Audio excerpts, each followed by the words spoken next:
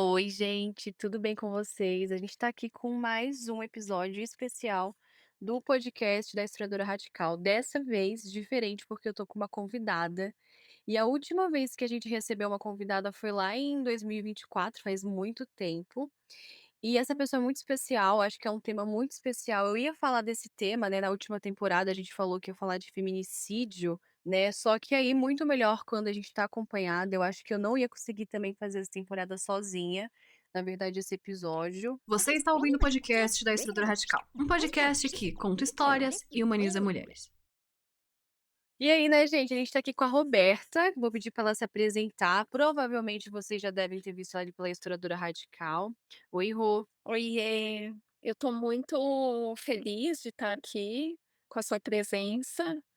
Claro que o tema é muito desafiador, muito mobilizador, enquanto nós, mulheres feministas, que nos posicionamos contra a violência à mulher. E, bom, eu sou a Roberta Rocha, eu sou psicóloga, eu atendo hoje na minha clínica somente mulheres, dentro de uma perspectiva feminista, e tenho um projeto que se chama Teia de Saberes, Psicologia e Feminismo, que é um núcleo de estudos e supervisão para psicólogas, psiquiatras, médicas, mulheres que atendem mulheres que queiram incluir na sua perspectiva, na sua abordagem, no seu manejo, o feminismo, porque eu considero que toda clínica é política, não é neutra, e nós precisamos nos posicionar e também olhar para aquela mulher que vem até nós pela perspectiva de gênero, de raça e de classe. E esse projeto, ele atende voluntariamente mulheres que estão em vulnerabilidade social, e nós estamos ampliando, estamos com um grupo para mulheres também, tem lá no meu Instagram todas as informações e bora conversar para a gente tentar também dissolver esse tema e ampliá-lo, né, porque a gente fica muito ali na notícia, naquela manchete, mas é preciso falar sobre a estrutura. Sim. E, gente, eu vou deixar aqui as redes sociais da Rô na descrição, tá? De todos os agregadores de podcast. Então, vocês vão lá, vocês sigam. Sigam ela, né? O projeto de psicóloga, sigam a Teia dos Saberes. Também vou deixar aqui tudo na descrição e é isso, né? Eu cheguei a comentar na Estrutura Radical que tá muito maçante essa ideia de contar número. No sentido, ter o 2025 foi o ano que mais teve feminicídio registrado, e ainda assim, né, tem os que não são denunciados, que não entram na contagem. E é isso, parece que cria um senso de urgência nas pessoas de continuar essa contagem. Né, do tipo assim: "Ai, olha só, as mulheres estão morrendo". Eu não consigo ver, né, que teve como verdade, assim, que teve um aumento de feminicídio, né. Eu acho que não é uma verdade essa ideia de que teve um aumento de feminicídio, as mulheres morrem há séculos, né, continuam morrendo de formas diferentes, mas continuam tendo suas vidas interrompidas em diversos estágios, assim. Me preocupa muito também, a ideia de violência, por exemplo, quando a gente fala de violência contra a mulher, né, e aí eu vi muitos discursos de pessoas de diferentes lados, assim, falando: "Ah, mas a sociedade inteira tá violenta", e é verdade também, né. Então quando a gente usa violência contra a mulher, parece que a gente tá trazendo essa violência pra mulher e esquecendo de todo o resto. Então, assim, eu não sei ainda elaborar como a gente está lidando com as manchetes, né, com o volume de informação que vai chegando.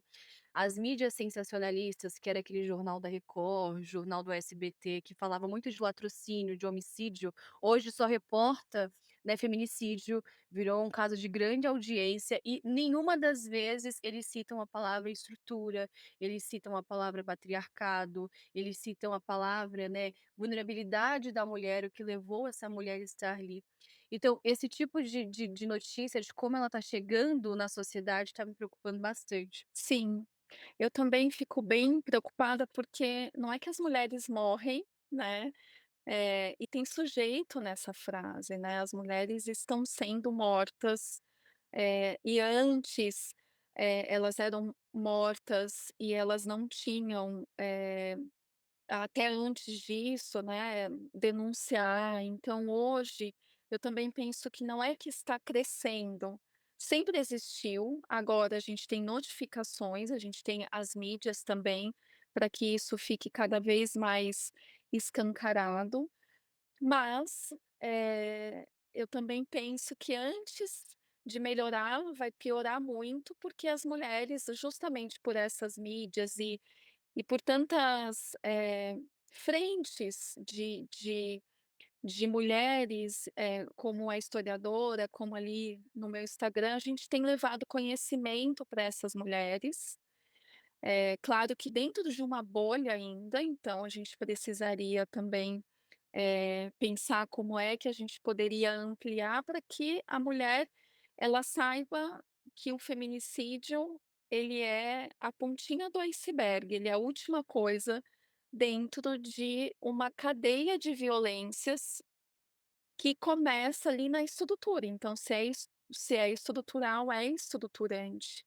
Então, eu também penso que o tanto de de números, a cada 4 horas uma mulher é morta, eh, isso também pode ir relativizando, né, então assim, porque estamos cada vez mais violentos, então também me preocupa muito como que essas manchetes são colocadas e como elas são lidas principalmente pelas mulheres. Sim. É interessante porque eu acho que a sociedade e também o como um todo, assim, mas principalmente quem comunica, ela sabe o que ela está organizando e querendo organizar, né. A gente nos últimos anos teve um crescente gigante, assim, das mulheres podendo falar, das mulheres podendo nomear, de ter também o uso da palavra feminicídio e não, né, crime passional.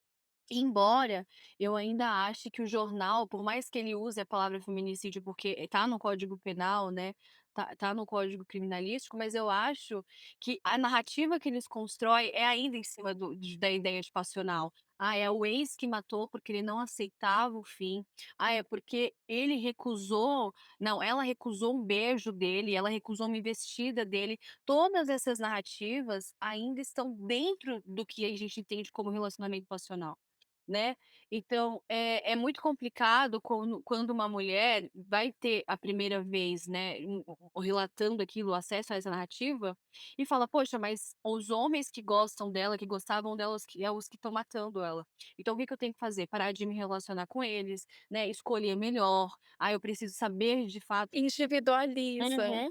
E eu acho que Tanto o homem quanto a mulher, né, Gi, exato. porque assim, ele matou porque ele invadiu o shopping, né, entrou no shopping, invadiu uma loja, porque ele não aceitava o término. Não, ele entrou, ele programou e ele matou sem nenhum pudor, sem pensar que, poderia acontecer algo que o impedisse. Então,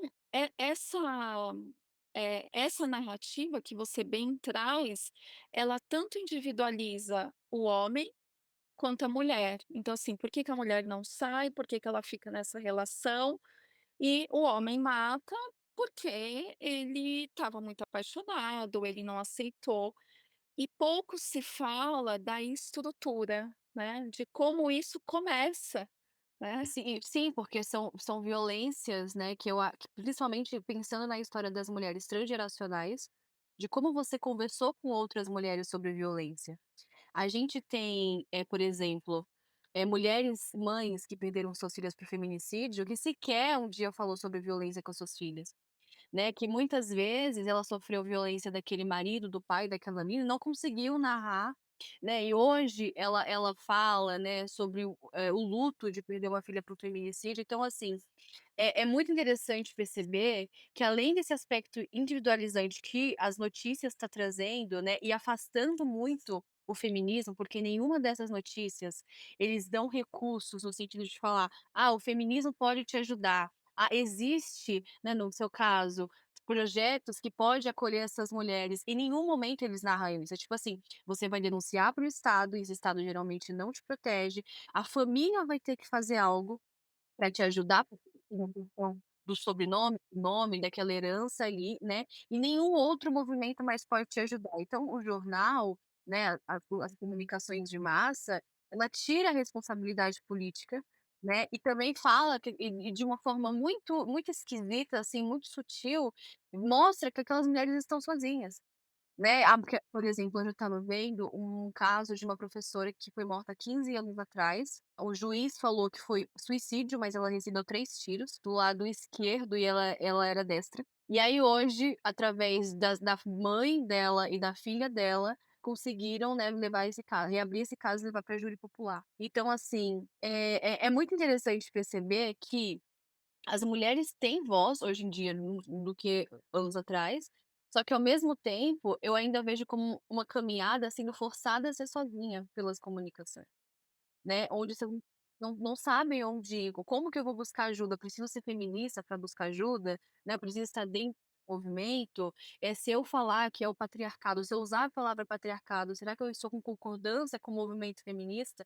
Ainda tem esse medo, né, e aí, além desse medo, existe o conservadorismo de quem está noticiando essas coisas, né, de quem está querendo dizer que está a favor das mulheres, da vida das mulheres.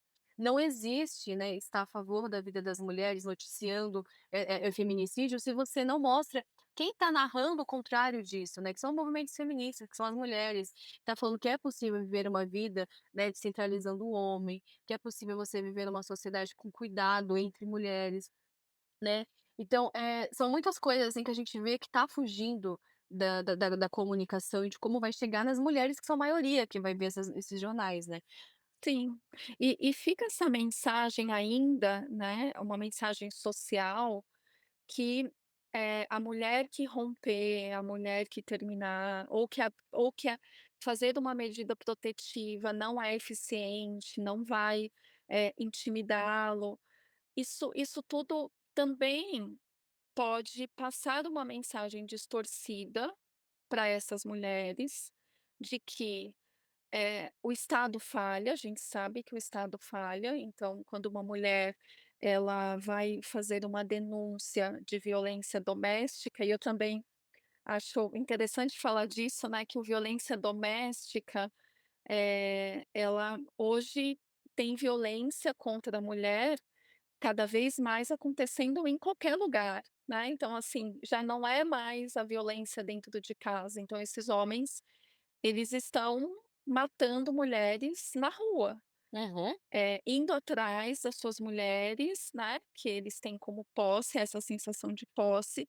Então eu fico pensando o quanto isso vai criando um cerco para aquela mulher que está em um relacionamento abusivo, violento, de se eu denuncio, eu corro risco de ser morta. Se eu fico aqui, eu também corro risco de ser morta. E a gente precisa cada vez mais, ampliar a nossa voz, e o feminismo ele é vamos pensar assim, poderia ser um método, né, ele é um método, ele é um caminho, mas tem muitos dedos, né, as pessoas elas ficam muito melindrosas para falar que existe um caminho, que o feminismo ele pode construir esse caminho, ele pode virar, eh, uma matéria de direitos humanos numa escola, ele pode, assim como lá na Teia, né, que a gente inclui essa perspectiva feminista, é justamente para as psicólogas elas ampliarem o seu olhar para além do seu próprio consultório. Então, tem políticas públicas que foram conquistadas pelas mulheres. Então, assim, a gente também precisa, eh, estarmos cada vez mais juntas e escutando umas às outras para que a gente possa ser uma ponte de acesso, né, que as pessoas possam acessar o que já temos a favor, a defesa das mulheres, mas também a gente precisa cada vez mais assumir, né, esse lugar sem tanta vergonha de falar do feminismo de forma massificada, né. Sim, porque ainda, atrelar violência contra a mulher e falar que a nossa ótica, né, o óculos que a gente usa é o feminismo, parece que a gente tem um discurso desqualificado dependendo do ambiente que você tá. Parece que você tá suscetível a sofrer de novo uma violência, né, porque, falar que o feminismo protege mulheres, falar que ele te dá ferramentas, né, não só teóricas, mas de comportamento, de visão, de percepção, que é o mais importante, né. Quando a gente fala isso entre nós mulheres, a gente tem plena consciência, mas imagina que a gente depois vai falar disso com homens que sempre achou que é uma bobeira, com homens que vai colocar a violência contra a mulher na mesma no mesmo nível de um homicídio, de um latrocínio. Né. A mídia, ela tá reforçando isso cada vez mais, porque em nenhum momento ele vai falar que o feminicídio ele é, né, ele temperado por misoginia, ele vai ser temperado por questão de gênero que acontece muito antes, né, o feminicídio é o fim, assim, é literalmente o fim. Né, porque, falar que, e explicar isso para as mulheres que não estão dentro também do que a gente está falando, eu acho que ainda é muito mais difícil, porque, querendo ou não, esse tanto de discurso que a gente está vendo acontecendo, coloca as mulheres no papel de vítima e revitimizam ela o tempo inteiro, então muitas mulheres não querem assumir que elas estão sendo vítimas daquilo. Né, porque são mulheres diferentes, sabe, são mulheres que têm muitas vezes têm sua independência, têm seu trabalho, tanto que muitas delas estão morrendo no local de trabalho, né, estão morrendo na rua de casa, na rua perto do trabalho, né, sendo perseguida, então assim, é muito interessante quando você fala que escalonou isso, não é mais violência doméstica. Né, não existe mais um lugar seguro para as mulheres existirem. E eu acho que isso é uma forma do patriarcado se organizar, né, porque antes a gente tinha mulheres dentro de casa, simplesmente do lar, né, e aí essas mulheres não estão mais querendo voltar para o lar, ela prefere reconstruir tudo do zero, do que voltar para o lar, quando ela tem essa consciência, ela tem esse ganho de consciência. E esse homem não vai aceitar isso. Né, então ele vai onde quer que ele esteja, né, ele vai destruir, por exemplo, esse caso do shopping, ele é muito chocante por diversas coisas, tinha muita gente lá, né, ele estava com uma arma falsa, e aí mesmo assim ele conseguiu, né, amedrontar aquelas pessoas, ele conseguiu entrar dentro de uma loja, que não é qualquer loja, né, é uma loja renomada, e matar ela com um golpe de faca. Né. Então assim, onde que mais ela estaria segura? Né, a gente tem que achar, porque ali tinha seguranças no shopping, tinha pessoas, sabe. Imagina uma mulher dentro de casa, né, que não tem ali recurso. Então assim, é muito preocupante tudo o que está acontecendo e essa escalada do patriarcado para se organizar e para empurrar à força as mulheres para dentro de casa. Mais uma vez. Uhum. Porque se a gente for para pensar esses julgamentos que tá tendo, né, eu vi uma notícia, aqui fazendo a pesquisa para o nosso podcast, é que o Brasil tá julgando mais ou menos 47 casos de feminicídio por dia, né. E é um número considerável, mas se a gente for parar pra pensar, quais são esses casos e por que tá tendo isso agora? Né, eu fico pensando se o fato de estar na esfera pública não faz com que o Estado tenha que ter uma tomada para mostrar: "Olha, a gente se preocupa, né, com o que está acontecendo", porque quando é numa esfera doméstica, existem vários questionamentos, né, existem muitos questionamentos: "Ah, o que que ela fez? Como que foi? Como que escalou?", né, e esses vídeos que estão soltando aí nas redes sociais que a gente tem acesso, a gente percebe que muitas vezes aquela mulher não tinha nem como reagir, não tinha nem como defender. Era o caso daquela moça que infelizmente, né, foi morta, que o marido tá atrás, o namorado, enfim, Ela correu e subiu no portão. isso, o portão. Como que ela vai se defender contra um carro, né? Então assim, aí tem aquela história: "Ai, é porque escolheu mal. Ai, é porque tinha que estar com um homem mais responsável. Ah, porque só escolhe moleque, né, porque não tá com um homem de verdade". Então assim, isso nem nada de isso não justifica. Nada disso justifica, porque são inúmeros perfis de homens feministas, assim como inúmeros perfis de mulheres que estão mortas. Sim. E tem um número também de que, eh, depois eu posso checar, essa fonte, mas que os homens que são presos por feminicídio, geralmente é a sua primeira passagem, né, o seu primeiro, eh, crime. Isso revela, né, que, são homens comuns.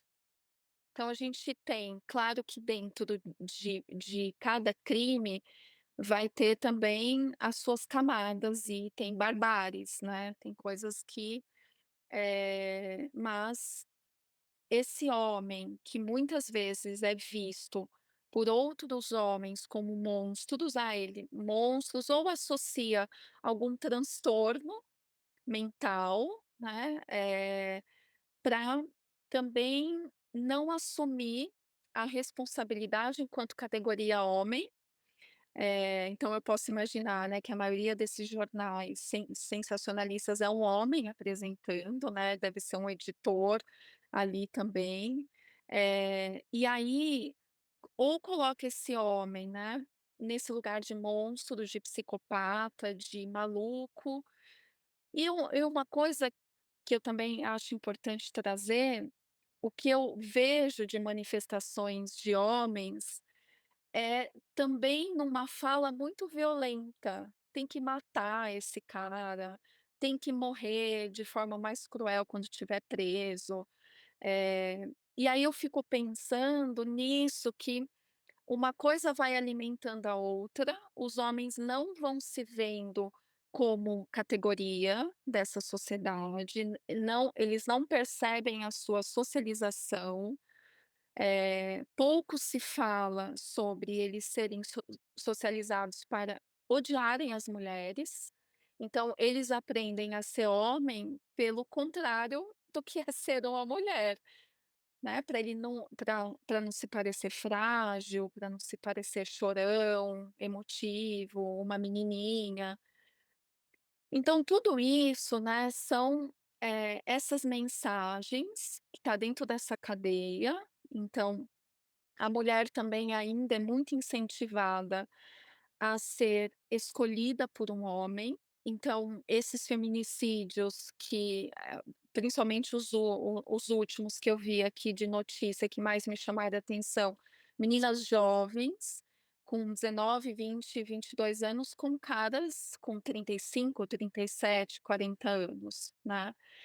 E isso me preocupa muito, porque eh, apesar da gente, né, da gente estar muito tempo falando sobre feminismo e da gente estar aí nesse ativismo da rua mesmo, né, de chegar na ponta ali onde a teoria não chega, eu fico pensando nessa menina que correu, ela tinha 22 anos, 3 filhos, sendo que, 2 desse assassino e um que ela já tinha de um outro relacionamento que provavelmente ela foi mãe ali com 16, pelas contas que eu fiz.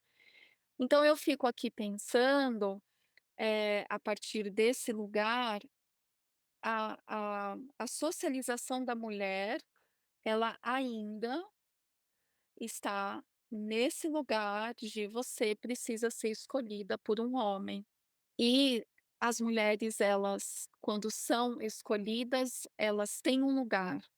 E esse lugar de pertencimento faz com que muito do que esse homem pode dar de sinal, por exemplo, controle financeiro, isolamento dela da família e de outras amigas, a violência psicológica, a ameaça, o estupro conjugal, diversas violências que a gente pode chamar de micro, no sentido de serem muitas, tudo muito junto, mas que vai levando para esse lugar.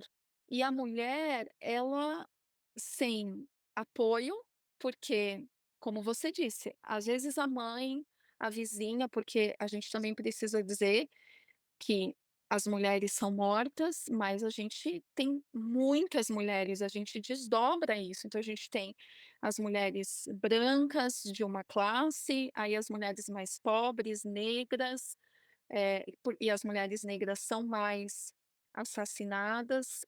Então, a gente precisa ir acessando cada camada, e isso é muito complexo.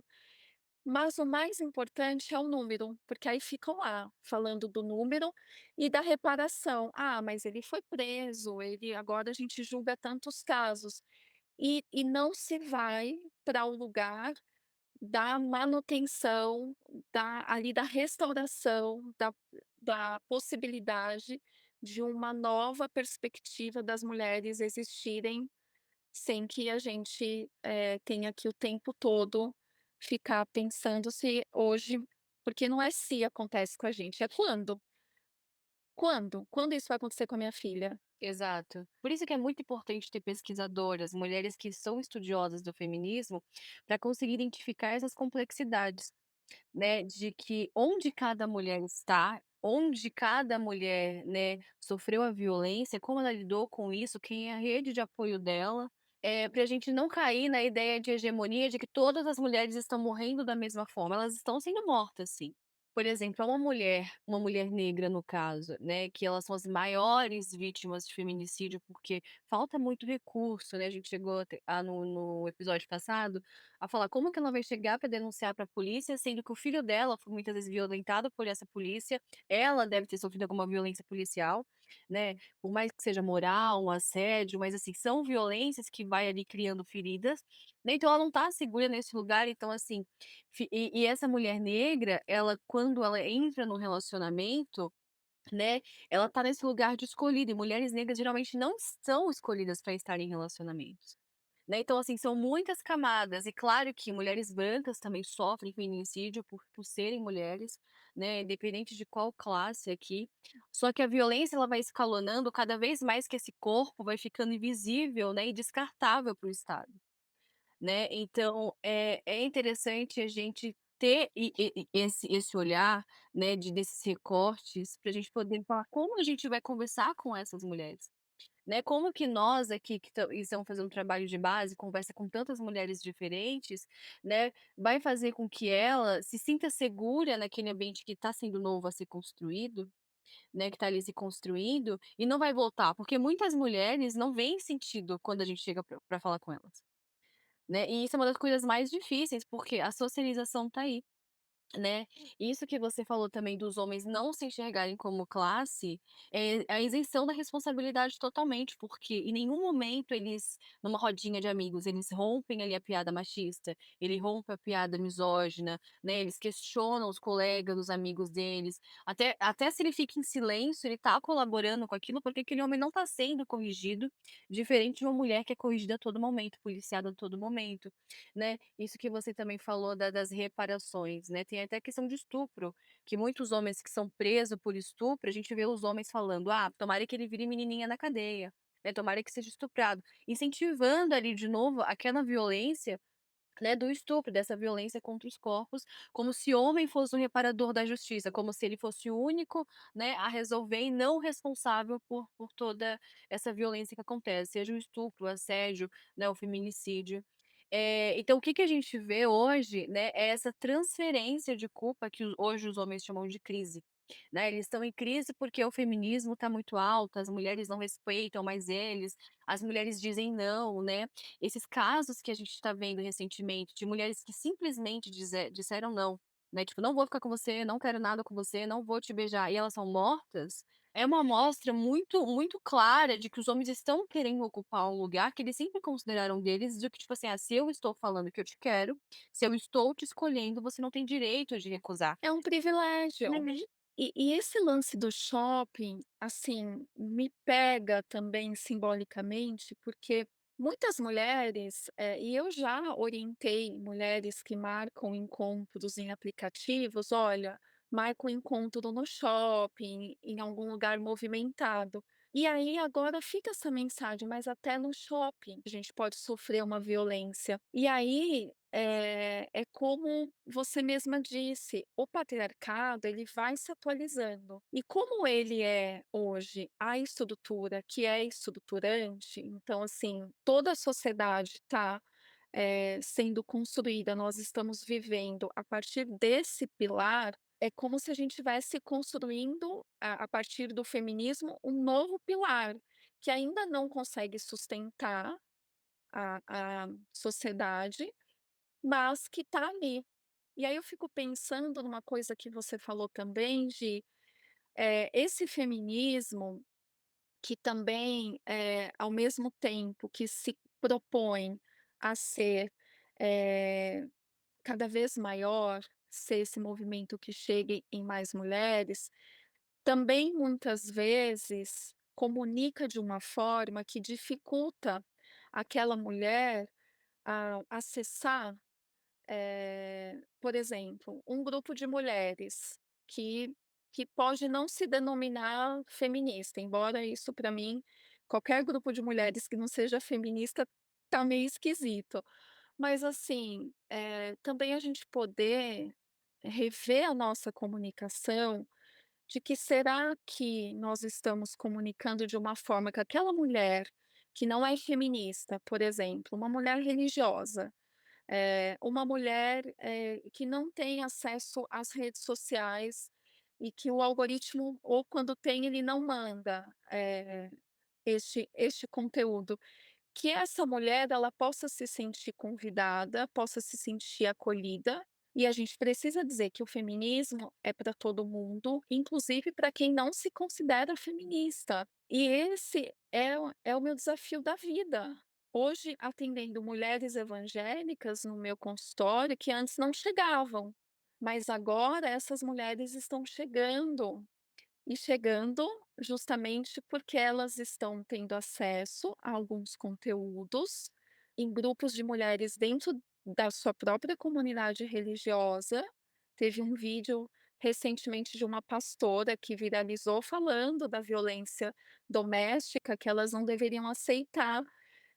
E, eu vi muita gente fazendo até assim, um desdém com essa pastora, mas é fundamental, é uma pessoa que está lá na comunidade, que escuta muito mulheres, e está dizendo para as mulheres: "Olha, você não tem que aceitar isso, você não é obrigada a aceitar isso". E aí eu preciso, dentro da minha atuação e também, nós, enquanto coletivo, da gente, também não é aceitar, né, eu não quero colocar nesse lugar, mas também da gente perceber que vão chegar mulheres que podem sim, virem de uma realidade que não é letrada no feminismo. E eu acho que é muito interessante perceber isso, porque eu acho que não existe nenhuma mulher que nasce letrada no feminismo, né, nem nós mesmas. Justamente por isso que você falou, o patriarcado, ele é uma estrutura estruturante, né, ele tá ali dizendo exatamente, permitindo tudo isso, o que é de ser feito. Então, são coisas que a gente vai construindo, né. Claro que algumas meninas vão tendo acesso muito cedo, vão percebendo isso muito cedo, e nunca de forma sozinha, sempre com outras mulheres, né. É muito difícil você conseguir ter um viver feminista sozinha, né, porque o patriarcado, ele tem muitas formas de fazer você se sentir deslocada, de fazer você se sentir errada, de que você não vai dar conta de tudo aquilo que você está aprendendo, né. São desapegos muito grande, muito pesado, assim. Só que nenhuma de nós, né, nasceu ali, feminista. "Ai, vou virar uma criancinha feminista". É claro que isso vai sendo, né, alimentado ali conforme você vai vivendo, conforme você vai convivendo com as mulheres à sua volta, a percepção que você vai tendo dessas mulheres, né, as tecnologias de sobrevivência também. Muitas dessas mulheres que não puderam ter a voz ativa, elas nos ensinaram a ter essa voz ativa de alguma forma, né. É muito difícil, a gente tem que falar, as mulheres são feministas, sempre foram feministas, né, mas mesmo que não use a palavra, elas são. Eu acho que para mulheres se manterem vivas, né, tem alguma coisinha ali que ela aprende, que ela fala: "Ah, isso aqui é bom para minha sobrevivência", ela vai catando, assim, as coisas, né, e vai tendo estratégias dela. O único problema que a gente não consegue, fazer como se fosse um apanhado de tudo isso e viver em comunidade, porque o patriarcado não permite que a gente viva em comunidade. Né, o patriarcado destrói os nossos laços, o patriarcado deixa aquela mulher isolada, para que ele possa violentar ela, né, e que ninguém veja. Então, assim, isso vai dificultando a nossa linguagem. Então, sim, a igreja hoje, né, ela tem esse papel não como religião, assim, mas como um lugar comunitário, de ter uma pessoa que está ali, né, sendo uma mensageira de algo e vai tendo percepção diferente, que é o caso dessa pastora, e vai falando. né, que não é para aceitar. Isso vai ter um tom diferente, é diferente se a gente colocasse uma mulher que tá totalmente longe da realidade daquelas mulheres ali, tatuada, que tem outra linguagem, que tem um outro comportamento, e elas não vão dar a mesma importância do que uma pessoa que elas se veem, né, que elas têm uma simpatia, uma intimidade. Então é importante essas quebras e a gente entender que é para manter mulheres vivas. Né, no final das contas, assim, porque independente de como essa mensagem tá chegando, se ela chega para manter aquela mulher viva, ela tá muito mais do nosso lado, né, do que contra nós. Exato. E também, pensar que a igreja e que também a gente pode se dizer que é uma ferramenta do Estado, que é patriarcal, né, então, e a igreja ela é uma pedagogia, né, é uma tecnologia que em nome, né, de Deus, um homem também, a gente também precisa, aceitar, a gente também precisa, em nome da igreja, muitas mulheres, elas vão aceitando, elas vão ficando nesse lugar passiva e, eh, assim, da experiência que eu tenho de escuta, o que que eu percebo? Que essas mulheres que estão em relacionamentos abusivos, elas também vão sendo abandonadas por outras mulheres, porque tem aquela voz do patriarcado que diz: "Ah, mas ela sabe que ele é assim". Aí ela volta para ele. E o patriarcado, ele vai individualizando, cada vez mais para poder deixar essa mulher sem muito movimento. E aí quem está por perto, muitas vezes, solta a mão dessa mulher. E aí pode ser que essa mulher, daqui a algum tempo, seja ela que está ali estampada numa manchete. Teve uma entrevista de uma mãe que ela faz um comentário, né: "Ah, mas pelo menos agora ela não vai sofrer mais". E isso, assim, me atravessou de uma forma porque é como se ela tivesse, sabe, quando alguém morre, descansou, cumpriu. E assim, a nossa missão não é digna que seja sempre sobreviver, sobreviver, e algumas morrem para outras sobreviverem, mas a gente já nasce, por conta dessa socialização, com o medo de ser morta e muitas por ser morta, junto com uma violência sexual, porque é o patriarcado que diz: "Esse corpo me pertence". Então, quando eles vão os feminicidas, né, que eles vão matar as mulheres, é tanto ódio que eles matam, muitas vezes no rosto, atingindo ali a face daquela mulher ou numa região íntima. Isso também é muito simbólico. Muitos, né, fazem aí, a violência sexual antes de matar também. Isso tudo vai reforçando essa mensagem de que não há para onde a gente correr. Antes era só em casa, agora pode ser na rua, agora pode ser no shopping. E nós precisamos cada vez mais, nos juntarmos como uma na linha de frente mesmo, para a gente cada vez mais ir confrontando também de forma sistêmica, votando em mais mulheres, colocando mais mulheres no poder.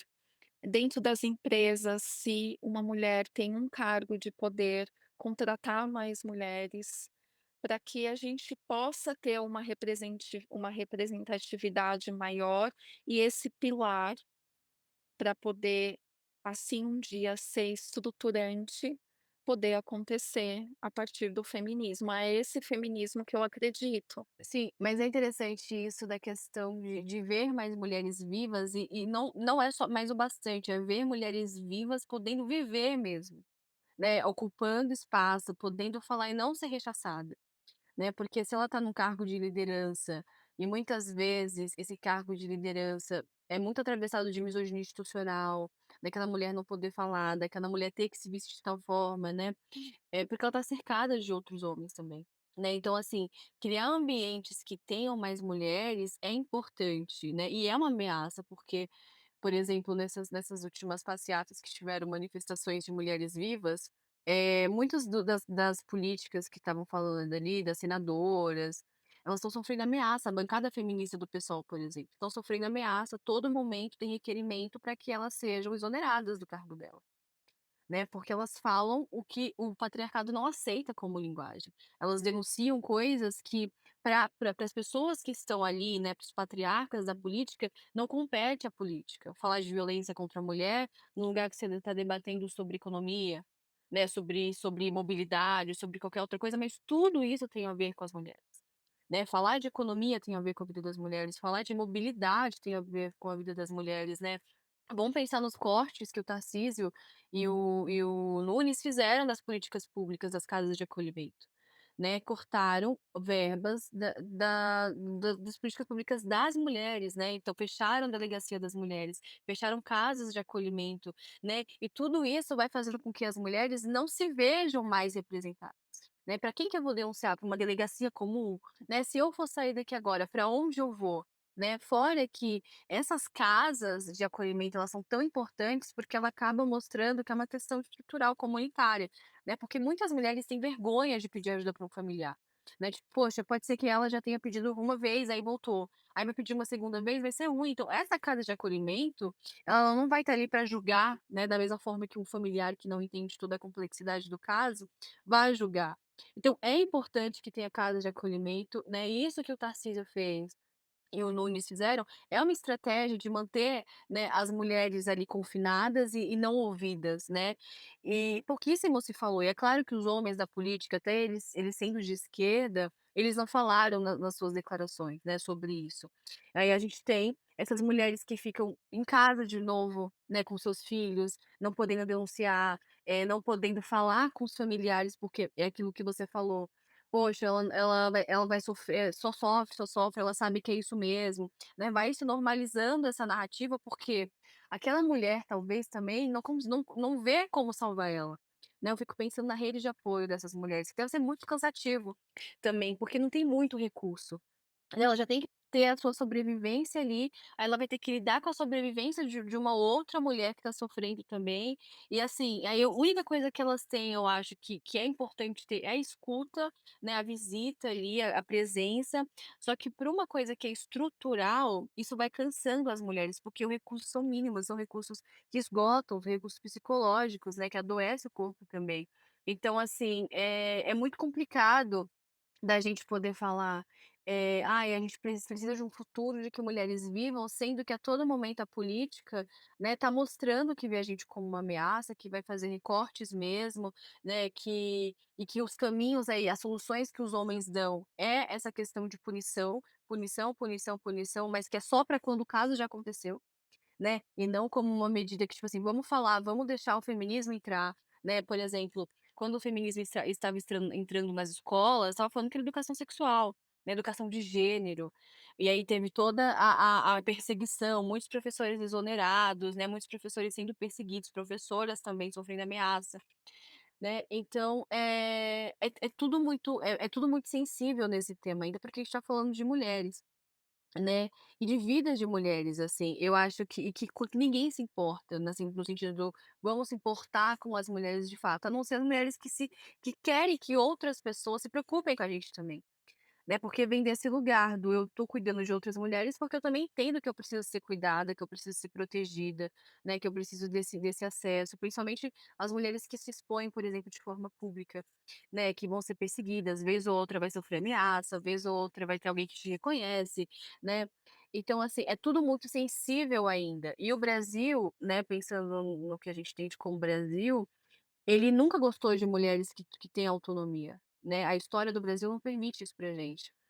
Então quando uma mulher garante sua autonomia, ela tá entrando numa zona de guerra, assim, que ela sabe que se ela não for protegida por outras pessoas, por outras mulheres, ela vai acabar sendo morta. Sim, ela perde o lugar, assim, as mulheres que vão se emancipando, que não é algo também isso é tão importante, daria outro episódio de podcast. Não, porque assim, às vezes, né, aqui hoje a gente está falando de um lugar, eh, muito chamando também a responsabilidade do Estado, né, da comunicação, das mídias, enfim, mas assim, existem movimentos que nós podemos fazer, que são movimentos estratégicos para a gente ir se emancipando dessa estrutura. E uma das coisas que eu penso ser revolucionário, eh, é o conhecimento e o encontro com outras mulheres, porque assim a gente pode validar esse conhecimento que nós vamos acessando. Então, quando as mulheres se encontram, elas podem ir criando estratégias de emancipação, dizendo para outras que elas não precisam centralizar a vida delas no casamento, por exemplo, ou quando mãe, na maternidade. Claro que, também é importante dizer que é que é tudo muito complexo quando a gente tem também essa essa perspectiva de classe, né, então muitas vezes mulheres que participam de clube do livro, mulheres que participam de rodas de conversas diversas, mulheres que conseguem, às vezes, buscar ajuda no CAPS, no CRAS, são, eh, mulheres que têm alguma possibilidade de agência.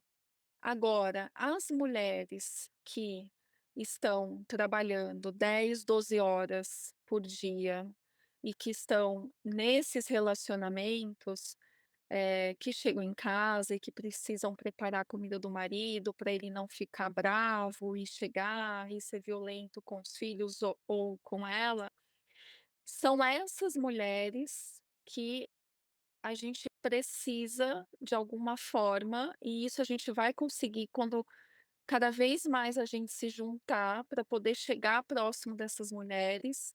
Como é que eu crio, colaboro para que aquela mulher tenha uma estratégia de emancipação? E às vezes isso não precisa ser necessariamente numa roda de conversa, então, nós mulheres que estamos atentas a isso, às vezes é uma conversa com uma mulher no banco do metrô, às vezes é indo numa loja, conhecer uma mulher e ali a gente pode deixar alguma coisa, porque, nós não podemos esperar que e talvez isso a gente nem vá viver isso, né, nós aqui, enfim, e é muito provável que não, de esperar que o patriarcado, ou o Estado, ou os homens, enquanto categoria, eles facilitem para nós. A gente precisa hackear o sistema. Sim, exato. É isso, porque não vão facilitar e a gente tem a demonstração disso agora, né, toda vez que as mulheres fazem esse levante, né, se organizam, se mostram em espaço público enquanto classe, né, os homens, eles vêm e dão uma rasteira na gente, eles dão um jeito de cercar mulheres e até mesmo falando de levantes, manifestação, muitas mulheres não conseguem estar nesses espaços porque, sei lá, é num domingo e é o único dia da folga dela. Né, então ela vai ter que descansar, ela vai ter que cuidar do filho, não tem uma cuidadora ali naquele domingo, ela vai ter que fazer a marmita. Então, assim, tem essa questão do tempo também, de como é a rotina, o cotidiano dessa mulher, né, porque a gente pensa que elas não estão organizadas para viver esse modo de vida, né, que a gente tem a possibilidade de conhecimento, de conhecer agora, né, elas ainda estão confinadas naquela rotina e que se ela não fizer, né, não é só a culpa que ela vai sentir, é um tapa que vem ali na hora, é um mal olhado, tipo: "Ai, como que ela não cuidou do filho dela e ela tá indo num lugar, numa manifestação, vai fazer um clube". As mulheres têm muita dificuldade de priorizar, né, sei lá, fazer um clube do livro, participar de um encontro em tal dia, né, é muito difícil. Então sim, eu acho que como missão, né, de nós mulheres que comunica o feminismo, né, que faz o feminismo, que está aqui olhando para as mulheres e deixando a história de tantas mulheres atravessar a gente, é sempre a gente poder, né, deixar uma semente ali com as mulheres que encontram a nossa vida, independente de quem ela seja,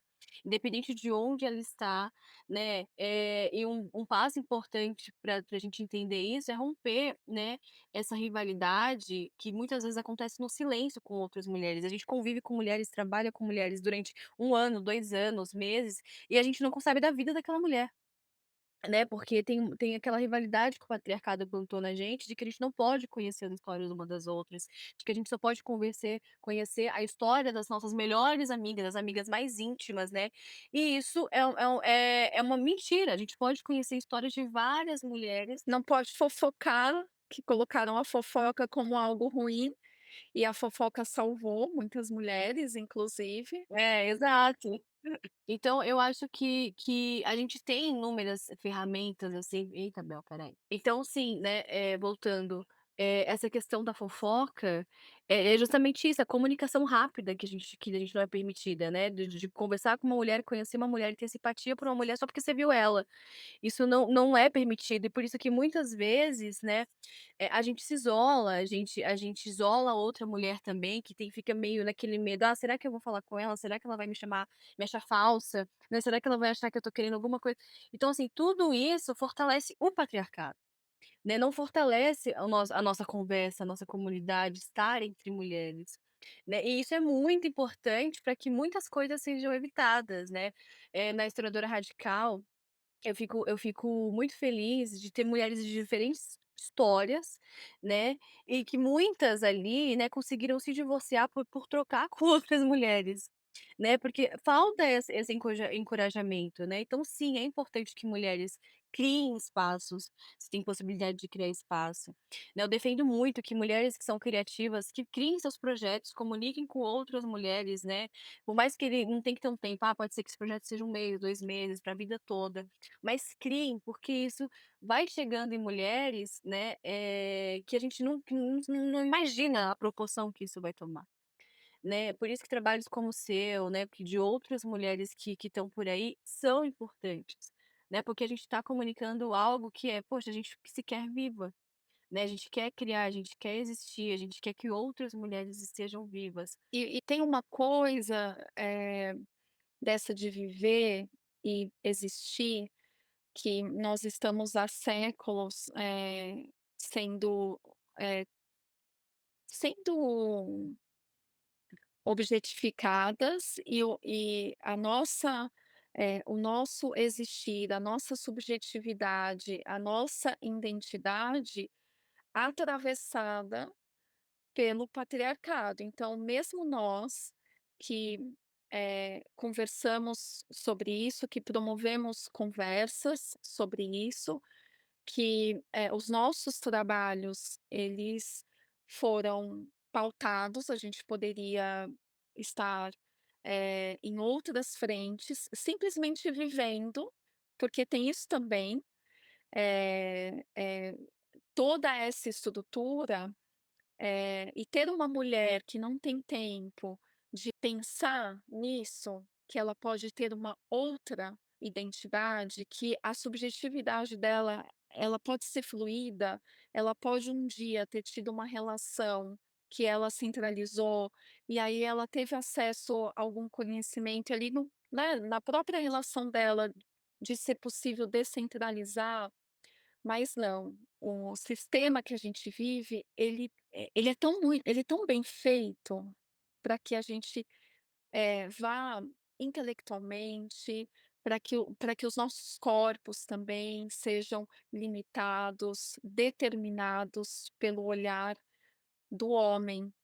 Então, o homem enquanto a cara desse patriarcado, com mulheres que também, são aliadas do patriarcado e que nós, pela nossa própria socialização também, nós vamos contribuindo para que funcione do jeito que está. E é muito assustador também pensar que, e talvez ainda utópico para quem nos escuta também, pensando aqui no seu público.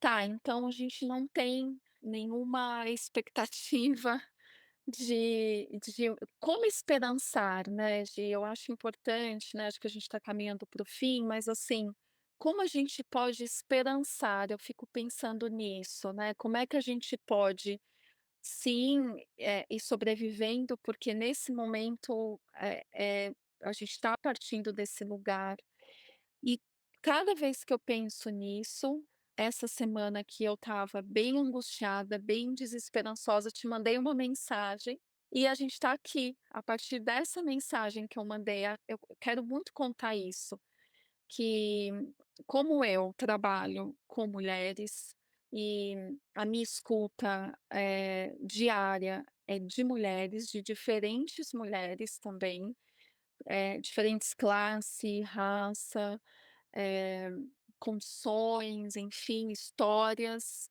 Eu vou escutando essas outras histórias de feminicídio, de violência, esse caso também, desse cara que tinha sido inocentado, depois de já ter sido condenado, e aí eu estava muito angustiada, muito pensando: "Caracas, eu faço tudo isso para quê? Para quem? E onde isso pode me levar? Onde eu posso chegar com isso?". Eu pensei em você, te mandei essa mensagem e a gente está aqui unindo as nossas vozes para unir com outras vozes, a partir dessas mulheres e não sei se tem homens que escutam esse podcast. Tem pouquíssimos, acho que eles devem ser 2%. A partir desses homens que escutam esse podcast, como é que a gente pode esperançar? E eu penso nessa mobilização, que às vezes não é sobre, embora seja muito importante essas manifestações, mas a gente também pode, do nosso lugar aqui, cada uma do seu lugar, diz pensar como é que eu posso criar uma estratégia de emancipação, de acolhimento, de trocar angústias com outra mulher, sabe. Como é que eu posso dizer para aquela mulher: "Olha, eu achei esquisito isso que o seu gestor faz, eu achei esquisito, essa mensagem que você recebeu, que você me mostrou". E aí eu vou pensando nessa possibilidade da gente esperançar juntas, indo desse lugar. Vou ligar para uma amiga e dizer: "Nossa, você viu as notícias? Está difícil hoje". E a gente ir se sustentando nesse lugar, sabe? Exatamente. E isso é muito importante, porque desorganiza muito a gente, né.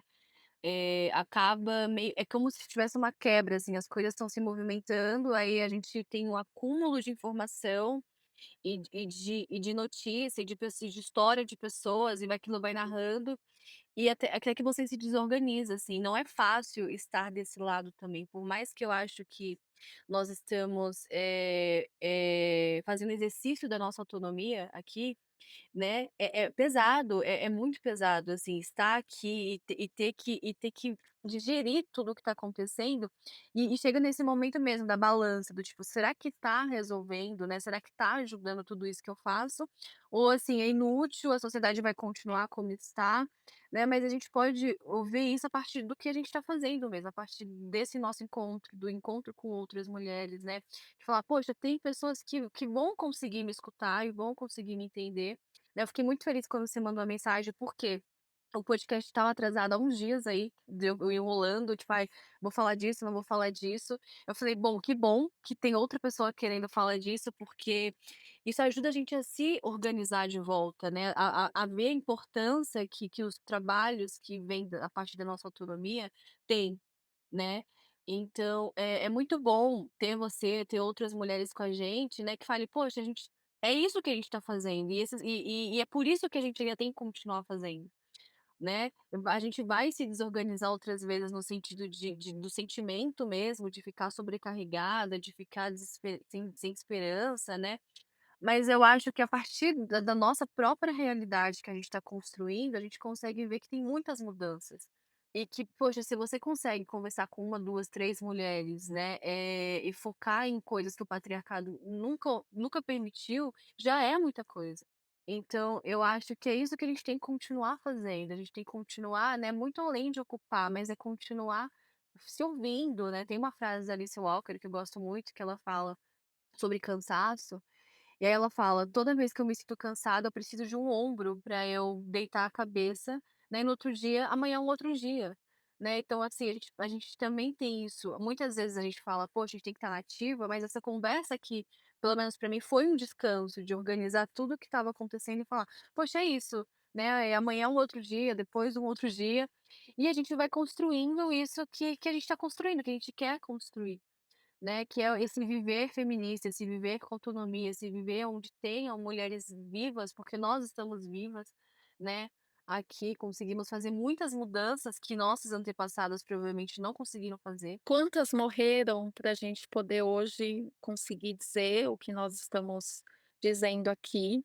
Eu já me convido assim, né, porque essa conversa, ela também me ajudou a me organizar, e aqui eu estou pensando: "Nossa, talvez seria legal se a gente falasse dessas estratégias, a partir do dispositivo o dispositivo amoroso", que é aí, que eu tenho essa referência pela Valesca Zanello. E eu fiz até lá na Teia de Saberes uma aula que eu coloco desde lá, da ponta até o feminicídio. Então posso trazer isso também aqui para a gente conversar, para que